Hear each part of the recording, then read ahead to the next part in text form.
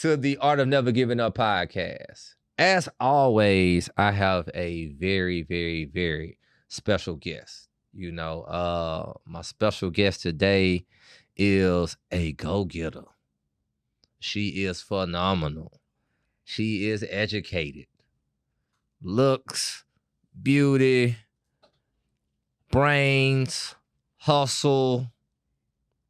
She got that dog in her. That's why I wore my underdog shirt. You know what I'm saying? She got that dog in her. The amazing Miss Keyarria Amey. Amey. Keyarria, welcome to the podcast.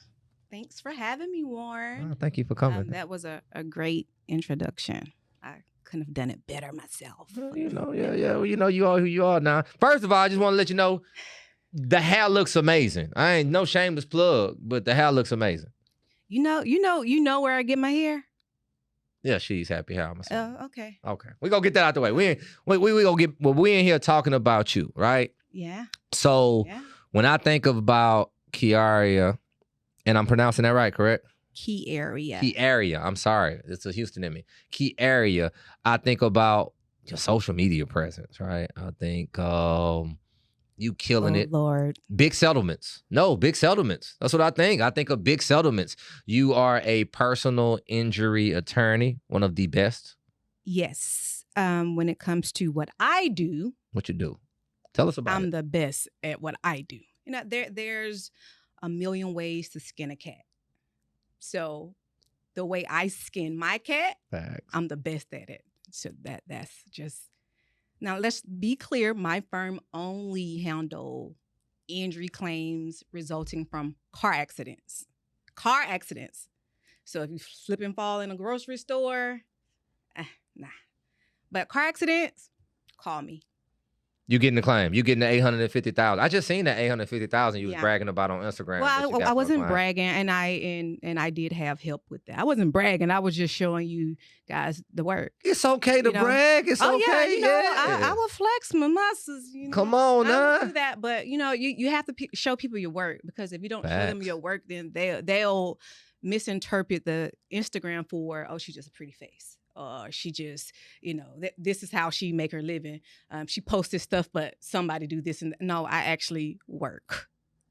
You run your own law firm? Run my own law firm. I actually work 4 a.m. in the morning to 9 p.m. at night, because of course I got to go to sleep so I can wake up at 4 a.m. But yeah, I put in the work, and I want people to see that it doesn't really matter where you come from. I come from a small town. 700 and something people. What's the name of the town you come from? Let's talk about that. We all about the journey now. You know what I'm saying? We talking to a winner about that journey of failure and losing. So where is Keyarria from? Luthersville, Georgia. So it is, I would say 40 miles south of Atlanta. So it is a place that has... I think we have one traffic light now, but you don't have a police department, fire department. So if your house catches on fire, bye-bye house. I think we have an elementary school, but no high schools, no middle schools. You have to go to the next city to go to school. Yeah. So who told this young black girl from Luthersville, Georgia, that she can grow up one day, become a lawyer, not only become a lawyer, own her own practice, be extremely successful at her practice, become a millionaire, be extremely self-disciplined, take care of herself? Who told you can do that? She told herself. Well, tell us about it. And I guarantee you, if I'm lying, a bolt of lightning should strike me down. I remember, and my grandmother always remind me of this. She's like, you know why I'm most proud of you? I'm like, why? She's like, because ever since you was a little girl, you would say, no, look, I was weird. So I was weird. I had this very awkward accent. It was very Southern, very hard, like just weird. And I would always be like, I'm going to be somebody. I'm going to make something out of myself. Ever since I was a little girl. I didn't know what didn't really realize what that meant. But that's why it's imperative that you speak life into you before you birth the life. Just speak it into yourself. The words have power. Mm, That's why I don't let people speak negatively on my name or my business. Because even if it's true or not, your words could make it true. very true. So I spoke it into myself. Did you, while you were speaking it to yourself, did you speak it to yourself because you seen it around you? I just knew. Oh, did I always understand my power? No, of course not. I'm a kid. I don't Right. always. I remember in the elementary, I had fair grades, right? Decent C's, Really? whatever. But I remember my teacher would write on my report card, she could do much better if she applied herself. I didn't even know what apply meant. I'm like, what the hell she mean by that? Apply myself. And it did not, you know what? To be honest, it didn't click for me until my third year in college at Georgia State. Wow. That year, it went off for me, and I realized, hey, you're actually naturally, are you smart? No, because your brain wasn't trained that way. But when you work hard, no one that is naturally smarter than you can beat you. Mm. So I've always had to outwork people. In law school, I'm pretty sure there were a lot more students that were smarter. But work harder? No. So no luck, pure work ethic. No luck. There's no luck at all. I had to go get it. You know, when you're in these small little towns, and I'm not trying to knock where I'm from. I am just speaking truth. They don't educate you properly. They just don't. Right. So I played ball.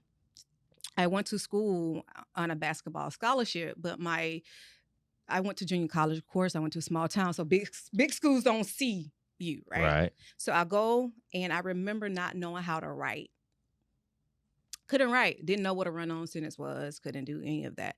But I taught myself how to do it. Taught myself how to write, because if I can't get it, then I can't go further. So I had to teach myself how to write. It's just everything was self-taught. When I'm listening to that, right, and I hear the embracing of like, I gotta lean on myself. I gotta figure it out. If I don't figure it out, then I'm stuck. So it's like, what I'm hearing is like, you refuse to accept the current state of failure. Why can't you just give up? Because although failure is inevitable, it's not an option. You learn your greatest lesson when you fail. You know, facts. I learned. So that was the second turning point in my life. Failing the bar exam the first time. That experience created this version of Keyarria. Let's talk about it.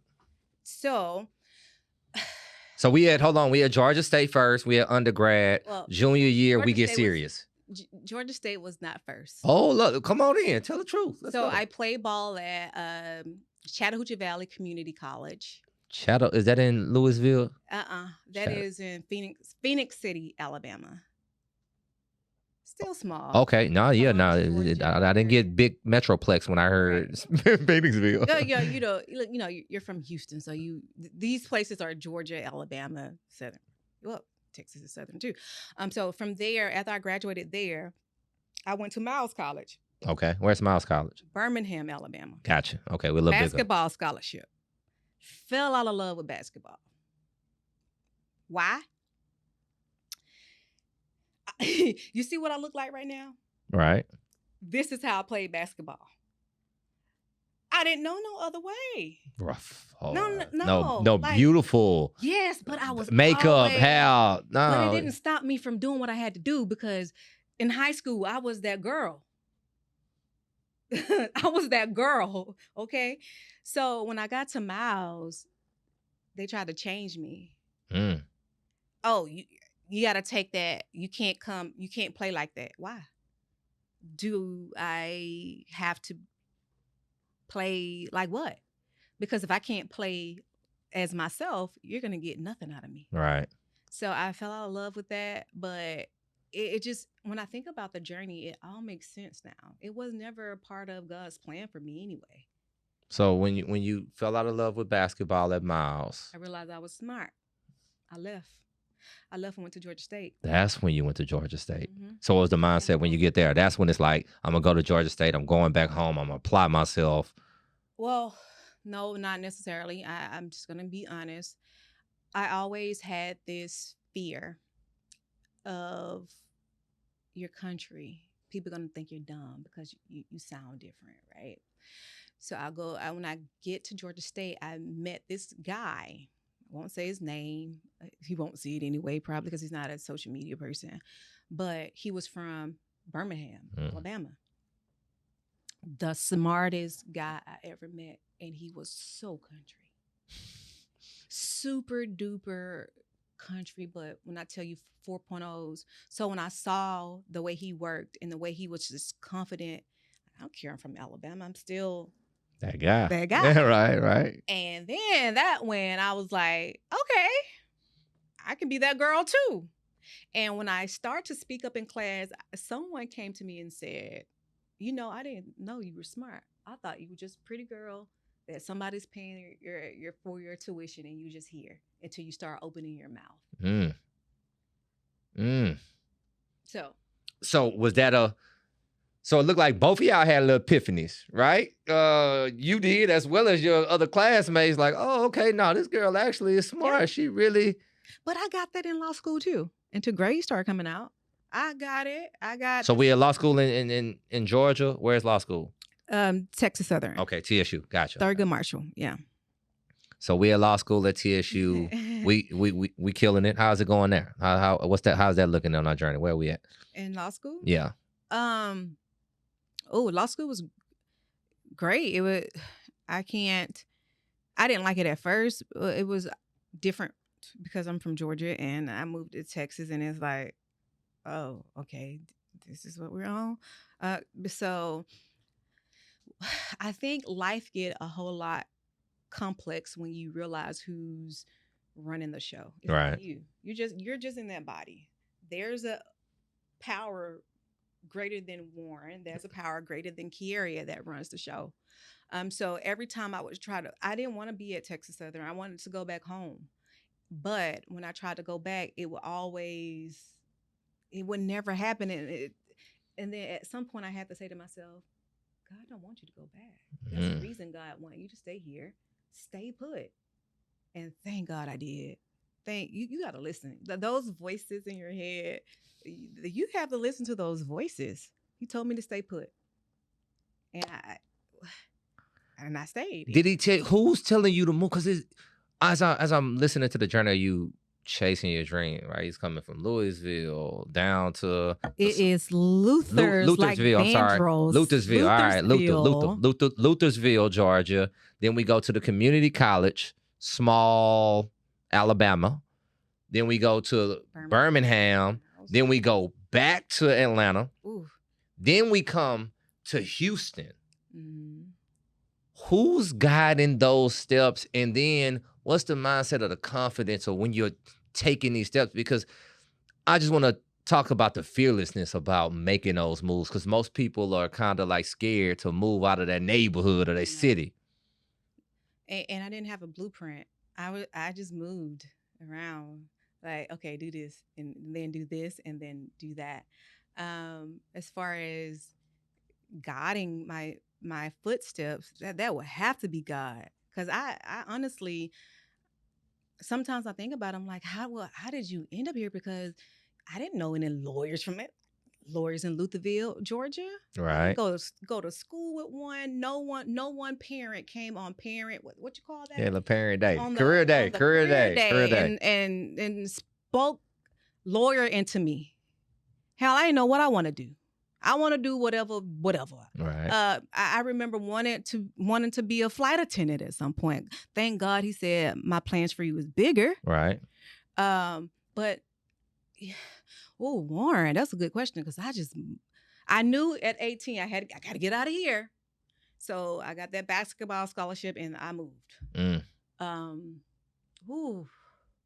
So what happened in community college when you got the scholarship opportunity? I'm assuming that's when you went to Birmingham. Well, I got the scholarship and I went to community college first, Okay. and then, you know, community college is 2 years. So then I got a scholarship to go to Mouse College, and then I didn't like it. Mm. I did not like Miles. I just did not like it, and I left. Ooh, I'm thinking about all the times that I moved and without a plan, just like this. I don't like this. Let me move. Let me go back home. Maybe it's just I don't want to say it's my sexistness because I don't think I'm a sexist, but it's just like for a female to continue to move around at such a young, vulnerable age and like be brave enough to take those steps. Yeah, but what you say earlier when you did the introduction, she got that dog. When you got that dog and you dogs don't stay still. Facts. We gotta keep going. Facts. I love it. I love it. I'm not being, I'm just saying what it is. Right. No, that's what we're here for. Because, people talking about getting it out of the mud. How many people really got it out the mud? Most of them still in there, but they want to get it. I think they trying to get it there, but you've got it. That's why out the failure mud. To me never, even if I lost everything today, I wouldn't be shaken by it. Because I got everything I got. I had to go get it. Right. If you can do it once, you can do it again. I can do this again. I can lose everything. And knock on wood, I don't want that to happen because I love this life. In the process of getting it, I had to sacrifice so much. Right. Like you just have to, don't do this. Sometimes you even have to sacrifice the necessities. Do I eat? Do I do this? Do I do that? And you just have to do what you got to do. But I know without a shadow of a doubt, if I fell on my butt, I can pick myself up. It may take some time. It will be humbling, but I know I can get out of that place. Been there. It's in you. It ain't on you. Yeah, it's in you. In you, not on you. Right, man. Right. So we in law school now. And how did we decide to be a lawyer at Georgia State? What made the step to be like, you know what, I'm going to go to law school?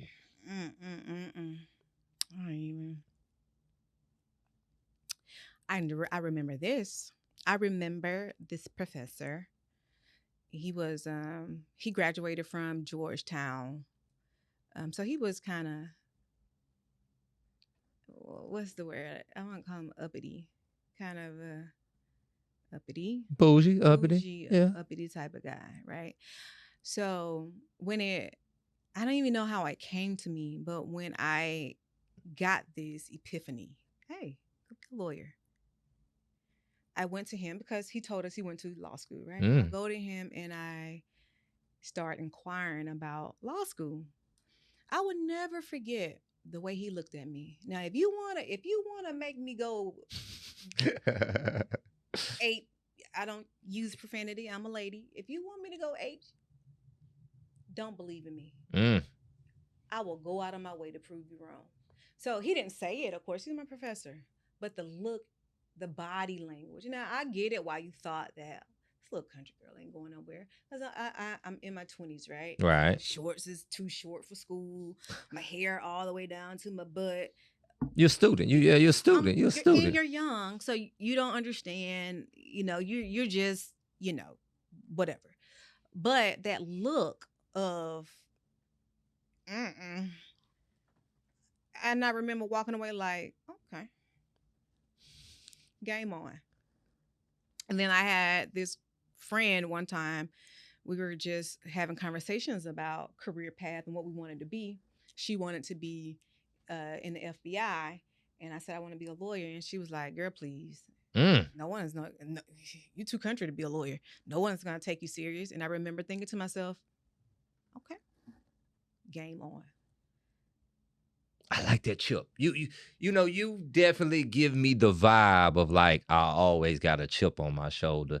And I love that shit because I always got a chip on my shoulder. Like, I don't know if that's your driving principle, but a lot of times I would rather you underestimate me so I can have that I'm going to show your ass what it is mentality. Yeah, I call it knock some air out of your chest. Oh, knock some air out your chest. I don't Okay, knock some air out violent. of your chest. Yeah, okay. Not like yeah, in but a just like physical sense. Just be like, oh shit, she really doing that. And yeah, it's about time to knock some more air out some chest. I ain't done it in a while. okay. Oh no, I think you're doing it daily.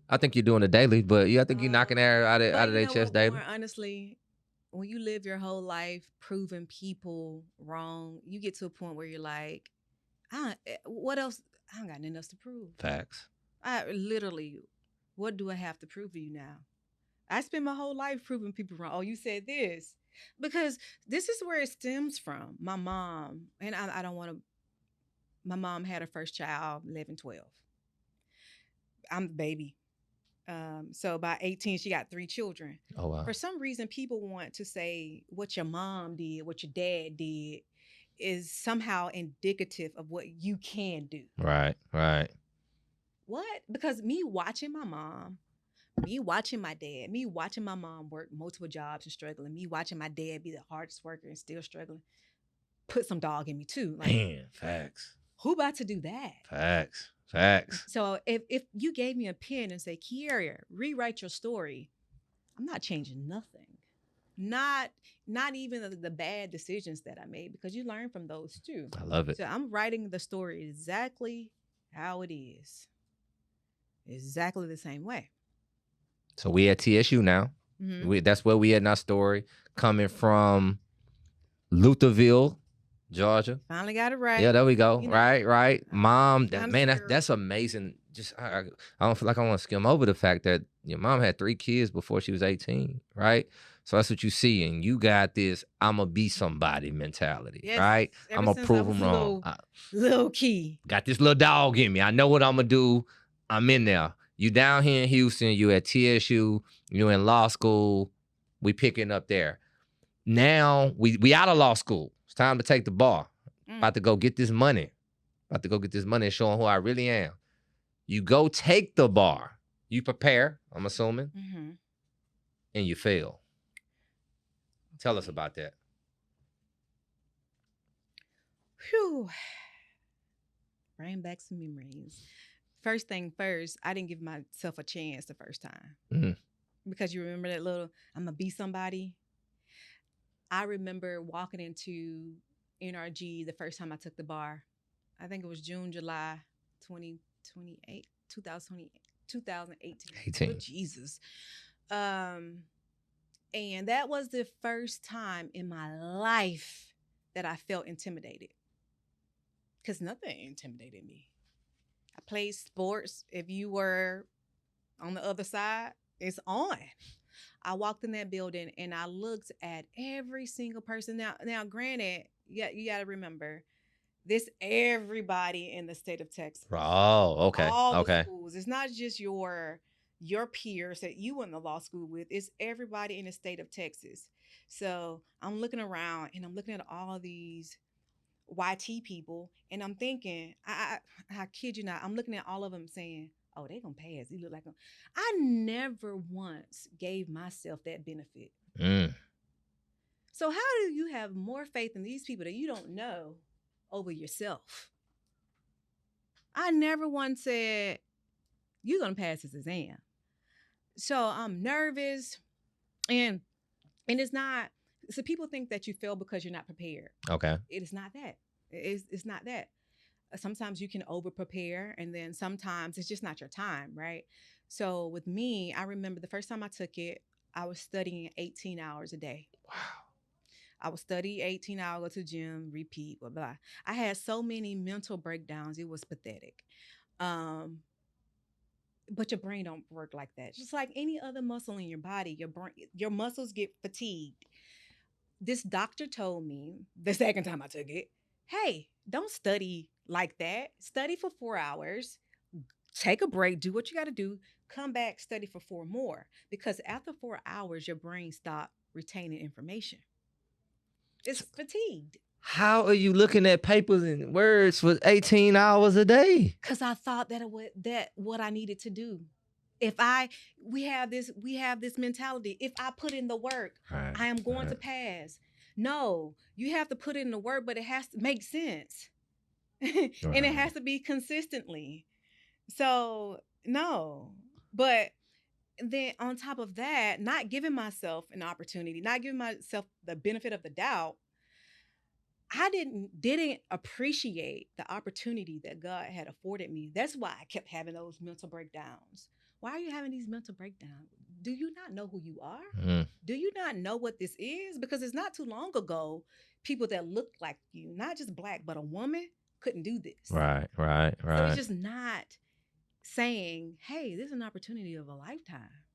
Calm down, do what you got to do, get it over with. But it's not when you fail, you got to accept it. When you fail, you got to understand why. Gotta learn from the mills. Not just learn why, the test why. Why is God? Because I honestly believe my father, his answer to me is never no. It's either not yet or not that. Because what if I give it to you now, but you're not in a place to receive this? You're just going to mess it up, and then it's like a wasted blessing. Right. So I think that God, one, wanted to slow me down. First of all, mature me a little bit more. Because it was very, very humbling. I did very well in law school, graduated in the top percentage of the class. So, and then Thurgood did this ridiculous thing where they passed out these little freaking, they told us who were predicted to pass, just their prediction based on your performance in law school. And that crap went straight to my head. I got it. I got this. They said it. And you never asked God what he said, but whatever. They said I'm gonna pass. So it was oh my God, it was the best, worst, best thing that ever happened to me. I remember the day I found out I failed. Oh, I remember it being so cold and dark. But let me back up a little bit. When I remember my last question on that exam was a family law question. When I answered the question and then I handed the test to the proctor, I thought to myself, you failed. I knew. It was in my spirit. And then they made us wait. We had to wait all the way when we get our results. So we take it in June, July, and we got it back in October. So that was like this. Oh my God. That's so long. Yeah. So I'm trying in between this time period to convince myself of something different. Like, nah, you got it. You did it, da. But deep down, I knew in July that I failed. Just like I knew in February when I passed, I knew. When I walked out, I knew. Right. Because I walked in saying, I don't give a, again, I don't curse, I'm a lady. I don't give a what y'all do. Who failed, who passed. I know who's going to be on the pass list. That's going to be Keyarria. I don't care. I knew I was overly prepared. I'm ready. And I remember that my best friend at the time, we walked in the building. Like the first time I told you, I said, he gonna pass, she gonna pass. And I never gave myself that. I looked around and I laughed. And she said, girl, what's wrong with you? I said, I'm about to kill this exam. That's what I told her. Don't count yourself out. Yeah, you can't do that. Don't count yourself out. You self-sabotage. Or you don't do that to yourself. Let other people, you got enough people on this earth that's going to count you out. So, boom, you go back, you pass that shit. Now we a lawyer. Beat the. No. Don't never let an opponent beat you twice now. Facts. You beat me one time. Facts. Now I know what angle you're coming in. So the second time, if you beat me, I'm just losing. What was the chip on the shoulder mentality when we try to when we re-engage to study again, when we get in the mindset like I got to get back in these books, I got to go kill this bar the second time. What's the mindset after the crushing defeat, even though you kind of knew it was coming? I didn't have a choice. So, because if I don't do this, what? Right. I don't have a choice. My sister called and I'm crying. And she was like, so what are you going to do? And I almost got offended. Because what do you mean? Facts. What do you mean what I'm going to do? I'm going to take it again. And I'm going to take it until I pass. But that second time, I absolutely could not fail. Because I, in the midst of that, I realized why God slowed me down. You do have things in your life that will ruin this version of me. Wouldn't be this if I still held on to those things. You can't elevate with old habits. Mm, New heights with you. You can't do that. So right. you have to let that stuff go and then trust me, not me, but trust him that he knows what's best for you. What habits did you let go that you had that weren't serving you?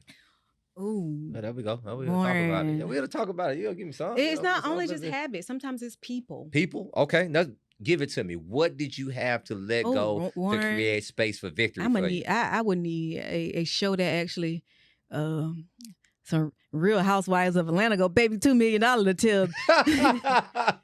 It's just people. People. Sometimes everybody ain't meant to come with you. Big facts. Big facts. It's just not. Big facts. Have to rearrange some furniture. Have to rearrange some furniture in your life. You cannot go up with too much baggage. Facts. And so I had to let some people go, and it worked out. It worked out. Any regrets? Of letting them I live in a $1 million house, and you know, any regret? Yeah. Well, I'm just curious. In hindsight, but look like there is none. There's no regret, but I am mature enough to go back to the people I had to let go and be cool and cordial with them. Like, hey, this is what happened, blah blah blah. Because I don't want no one to feel no kind of way about it. It's just cordial, you know. You can't go where I'm going. I like that, and I think a lot of people. Any regrets? I almost got offended. Well, I have to ask that because I want people to see that. Like, a lot of people ain't go never leave where they at because they so attached to the people that they know bad from around them. I ain't never been there. Look, I'm not. You see how I move, right? I do. And I've always been this way. Like, I'm cool. Probably the most genuine person you will ever meet. But when it comes to people, I think people weird, you know? So I keep my distance. And so when it comes to like holding on, no. That's just a trait of every successful person I've talked to. They are very intentional about the circle and the company they keep. You have to be. Because you have to be around people that really do want to see you win. It's just like I told you earlier, the power of the tongue. These people can be in your face, rooting, clapping, blah, blah. Just because they're clapping doesn't mean they're clapping for you. Most of these people, as long as they see you as their equal, they can tolerate you. Right. When you do this, they start acting funny. Those are the people who were never in your corner anyway. Those are the people who slick talked about you behind your back. Very true. Those are the people who spoke negative energy into the atmosphere about you. Very true. Very true. Watch them how they move. It's two things that people can't ever fake: their energy and their eyes. I always pay attention to your energy. I always pay attention to your eyes. If you're lying to me, you're not looking at me in my eye. You're a very good liar. You're a very good one. If you can look me right in my face and blow smoke up my butt. That's a few of them. I'm pretty sure you meet a few, but it's... Oh no, I never met none, not one. Really?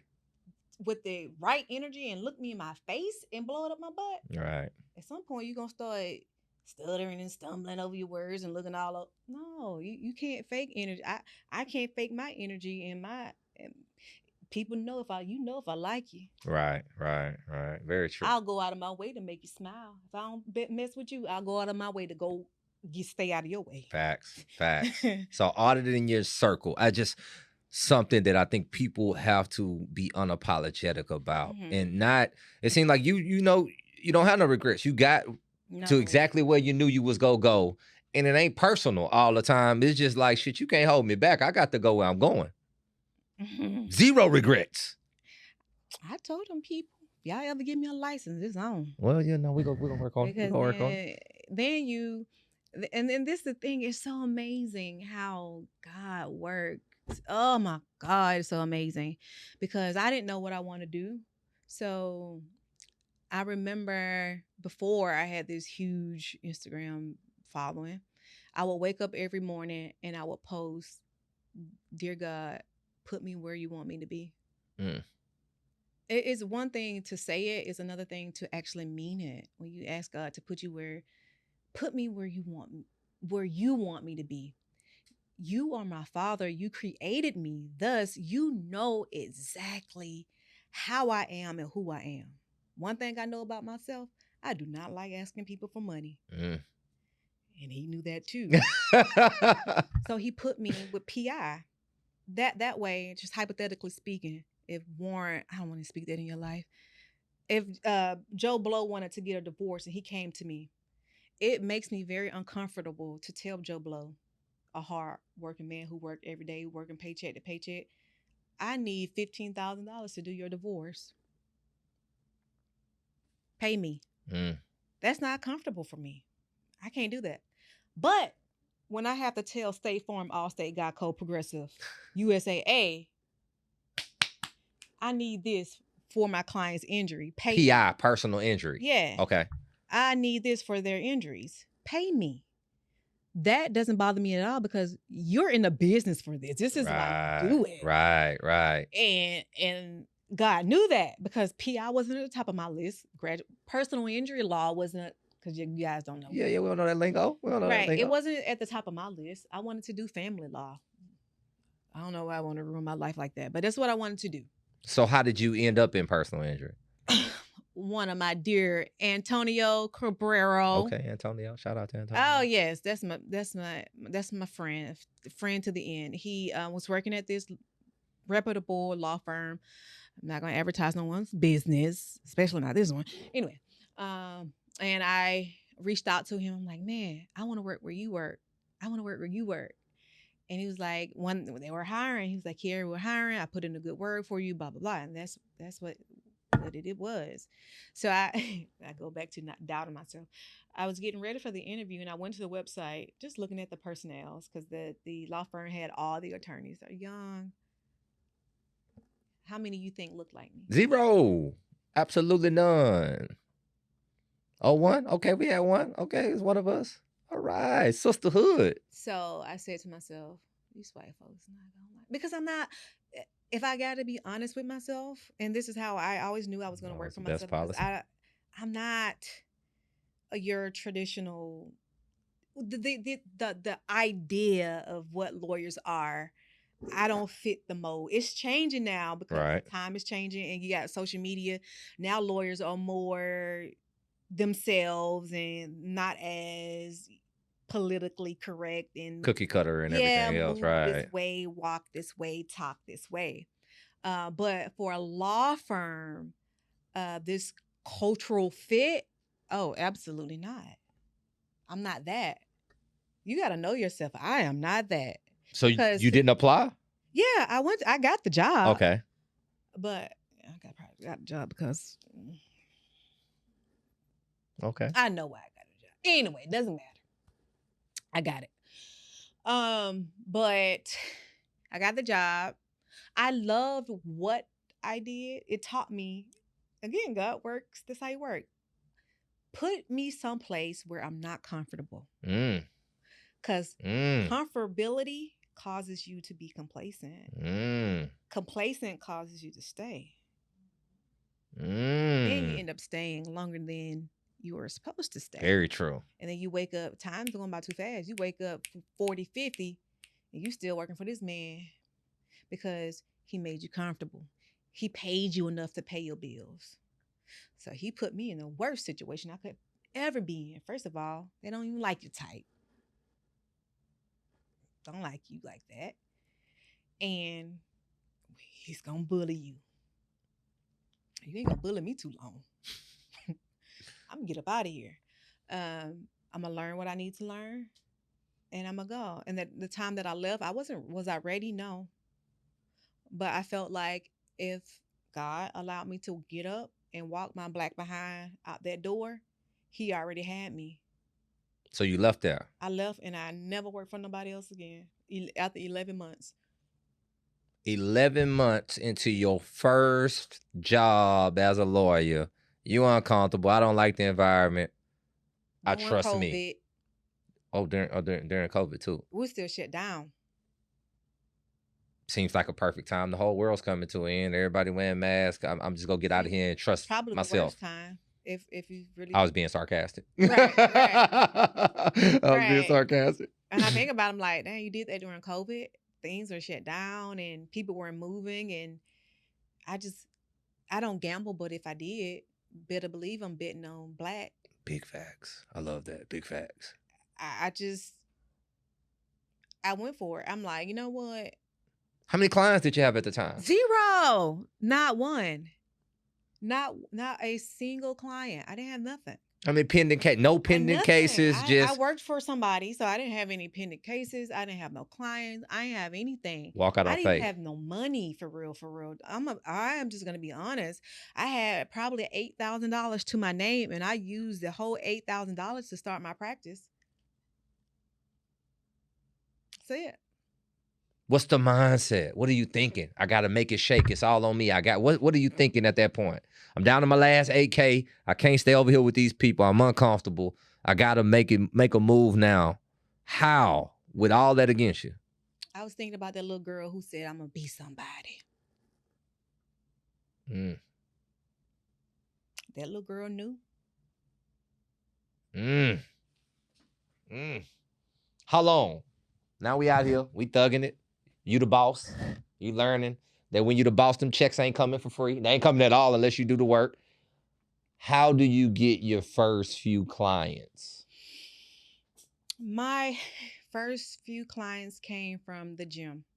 Okay, the gym, the circle. Okay, because they see you now getting it in. Right. Matter of fact, it was an 18-wheeler. So that was good because most lawyers don't get 18-wheeler cases that early. I got it in my first year. So the way personal injury law works, I'm sorry guys, it's just lingo. It typically takes like 6 months to settle. Okay. So, oh my God, that first 6 months were tight. I grew hair on my chest. You listen. So you and the client both waiting on this check. Right. Client don't know I'm nervous though. Client don't know I'm broke either. Client think I got it. And I'm just like, you my first one. And I'm shaking and begging. And shaking and shaking and shaking. So that was 2020, right?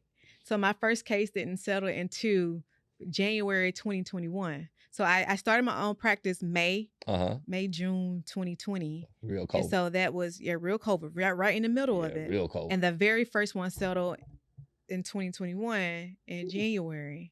So it was 6 months of just purely, I believe in me.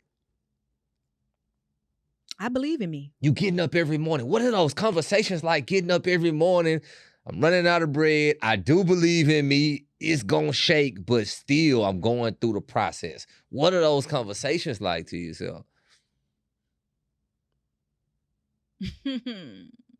I don't even remember the conversation. I got to do what I got to do. I got to do what I got to do. Failure ain't an option. I heard you say that. I knew I was going to be okay. If no one is going to be okay, you are going to be just fine. You're going to be fine. Because you're in control of it. You got this. Why would God put you in this situation if you're not going to be fine? Why would he allow you?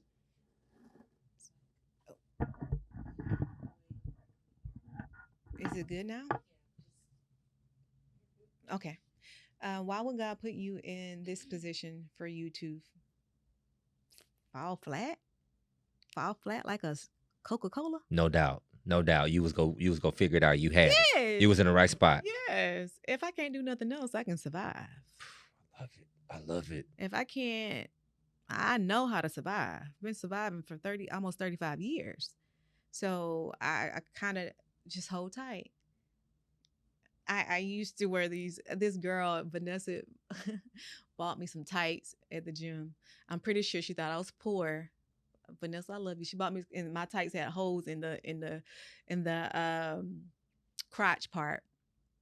I still wore them. I have a choice. I was broke. What you want me to do? Not work out because I ain't got no tights? Absolutely not. So it's just, God, it's beautiful. It is a beautiful experience. I'm still learning. Right. Right. I still wake up nervous at times. It don't get no easy. I think No, people make that not. assumption, right? From, okay, now that was first case, first whatever, got my payday, I'm rocking and rolling, multitude of cases, they paying me out, right? But they assume, oh, it's easy now. Oh, it's on autopilot now. No, because you're afraid of how to make money.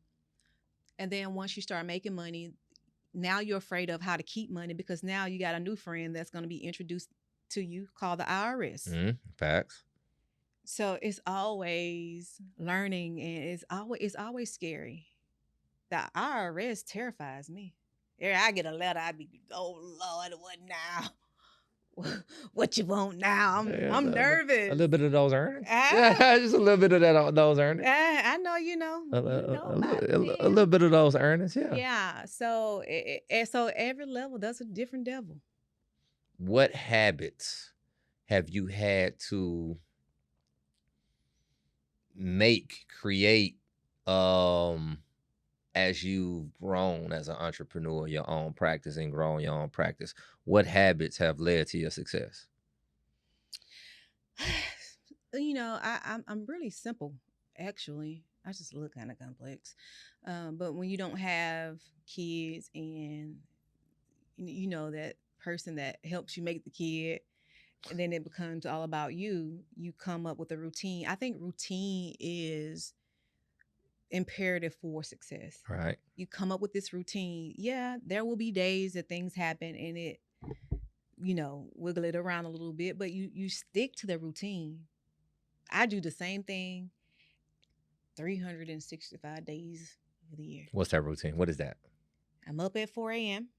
Gym. So you waking up at 4. Mm-hmm. You going to the gym at what time?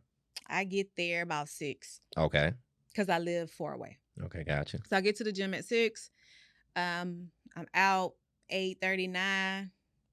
Oh, so I do this crazy thing where I do fasted cardio when I first get to gym, 30 minutes on the Stairmaster. I don't eat.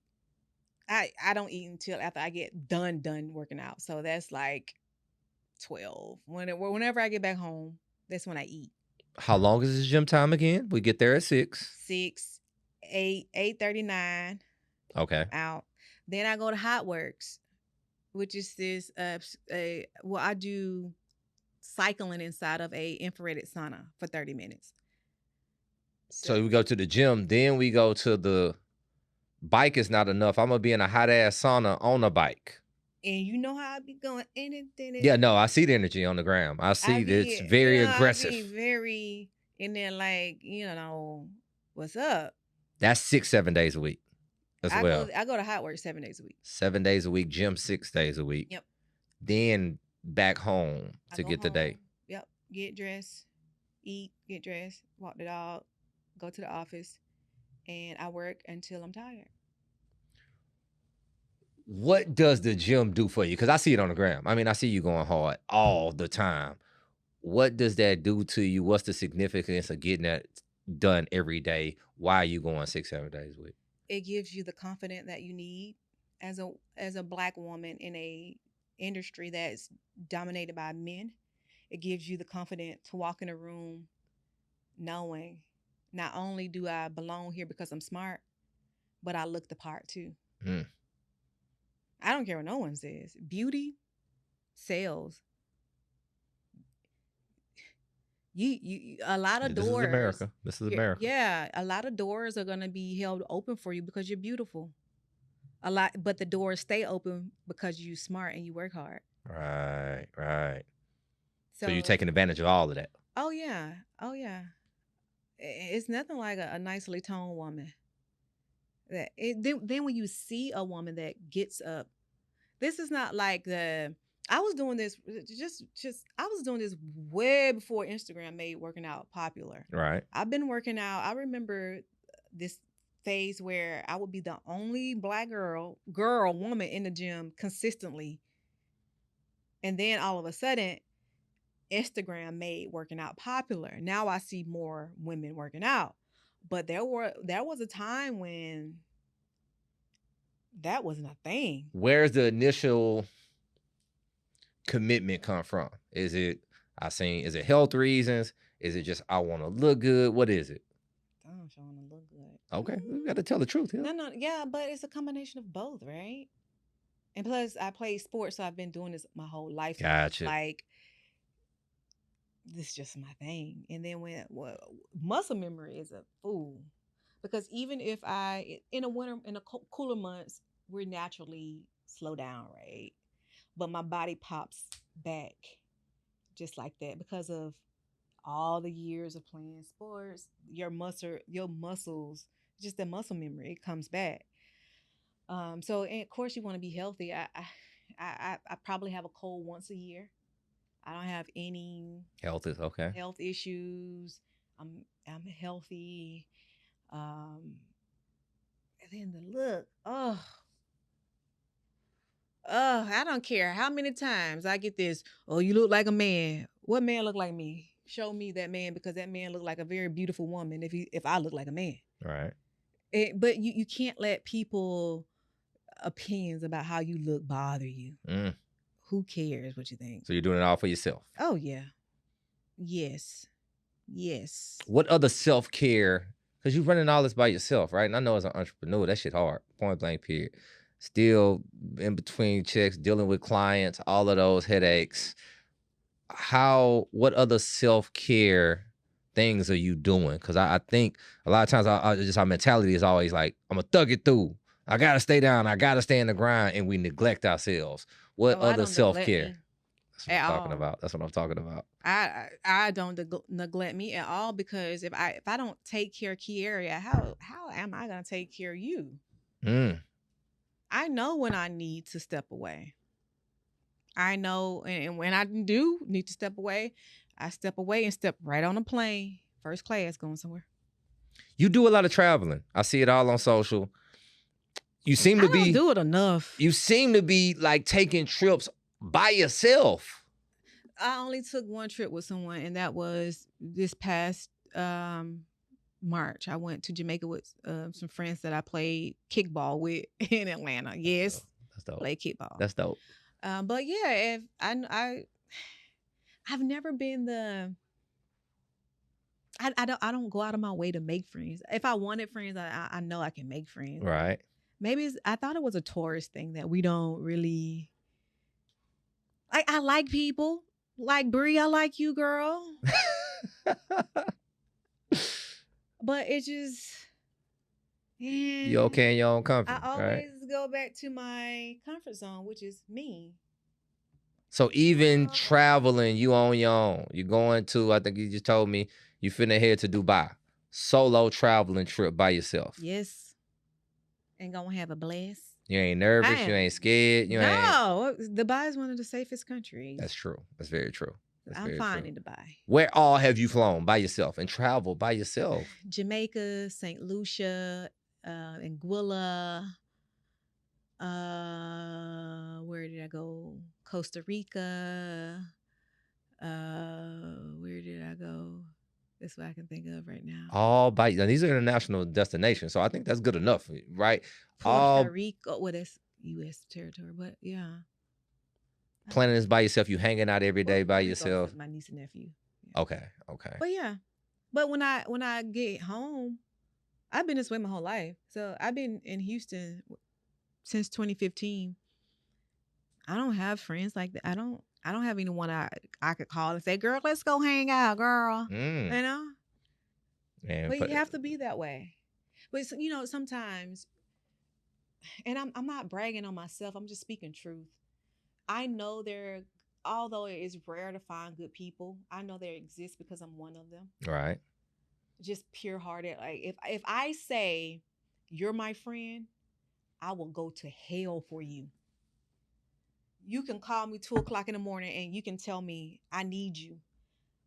I'm not gonna ask you why. I don't care. Right. I can ask you when I get there. Right. Only thing I know, you need me. I'm your friend. I'm gonna be there. It's so hard to find, but if I know that you don't have me like that, I will cut you off as show us stink. You can't be my friend if you don't look out for me the way I look out for you. Now, And you only got one time to try to, me. and they cut off. Done. I'm seeing Good so many people- trends. I'm seeing so Good many trends. people always do right. Good people. There's this thing I hate. Warren, if you came to me and you say to me, I'm trying to see a scenario. I didn't like the way I don't like what you said. Right. You said something, I didn't like it. Guess what I'm not gonna say to Warren? What's that? I don't see why you offended. You being sassy and zesty and emotional. I don't care why you feel offended. I only care about the fact that Warren is offended by what I said. My response to you is, say less. I'll never do it again. You won't ever have to have that conversation. Of course, you got to tell me. Right. No. Absolutely. But if you tell me that I don't like something, I'll never do it. If it's something that I do all the time and you don't like me to do it in front of you, I'll never do it in front of you. Taking accountability. It's just, dang, is it that hard? Is it that hard to not do something a person that finds offensive or just don't like? I just don't get why. It's not that hard. It's not for you to understand either. I don't have to understand why you don't like it. It could be something in your past that's triggering. Right. That's not my business. My business is making sure that I don't do that again. It's just so hard to find those genuine people, but when you are that person, you got to guard yourself. Oh, that's very true. That's very true. So that circle has to be small, because to be a kind-hearted person, they'll walk all over you. If they know they can, they will. It's not often that I let people close. I just don't, because I'll never find someone that's going to be as loyal to me as I am to them. Never.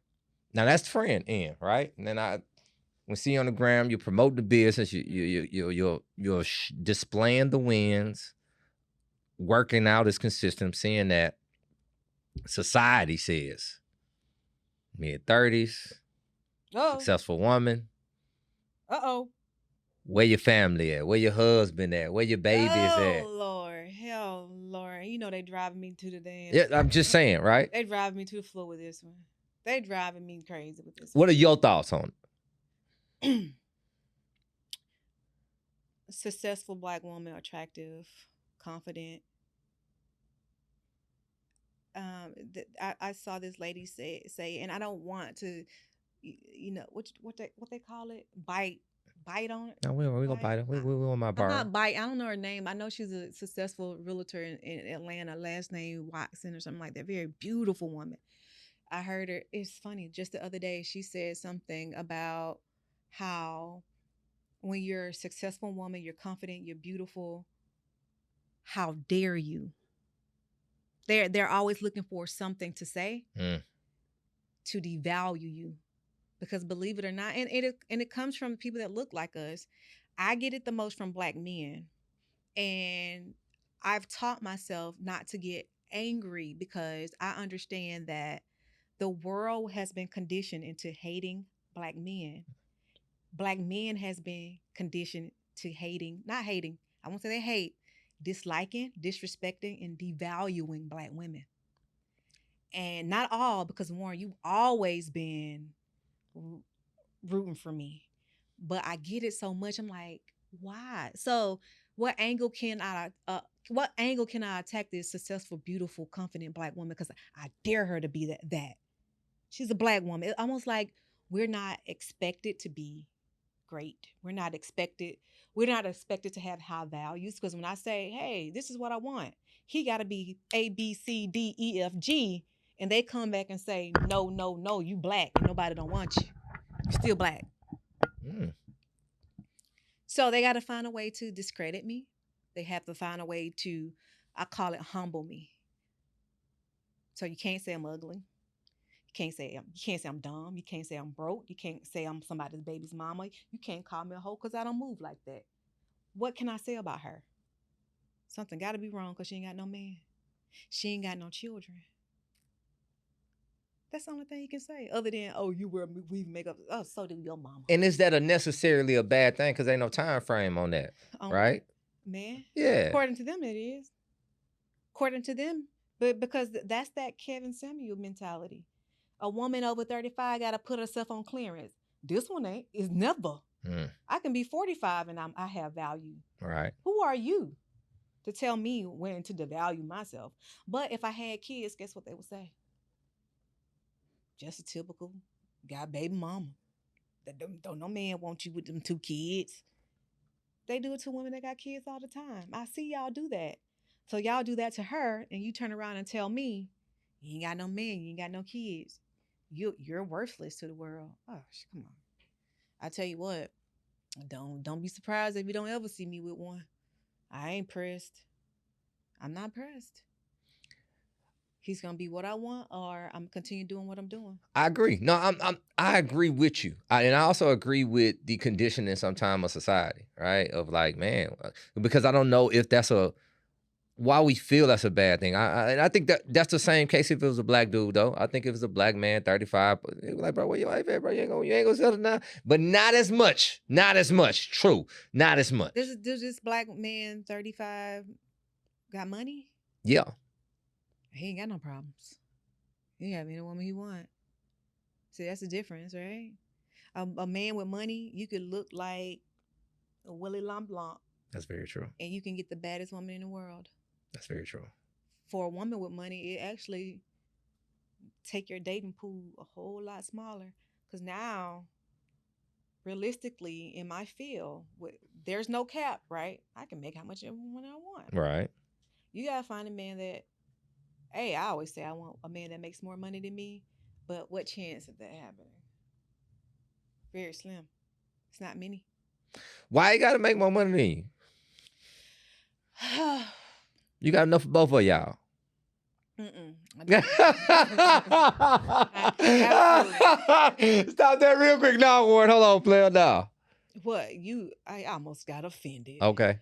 Oh, so Warren, I want to be soft. I want to be traditional. And y'all the one keep sitting on these podcasts talking about traditional women. Well, traditional women, the man was the breadwinner. That's fair.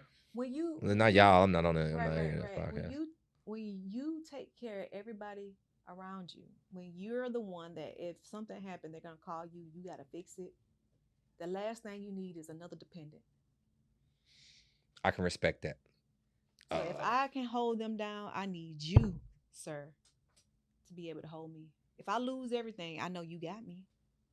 That's fair. So no, I'm not gonna do it. I'm sorry. No, Sheldon. 2 more questions. I'm gonna let you out of here. Mm-hmm. Best piece of advice you ever got?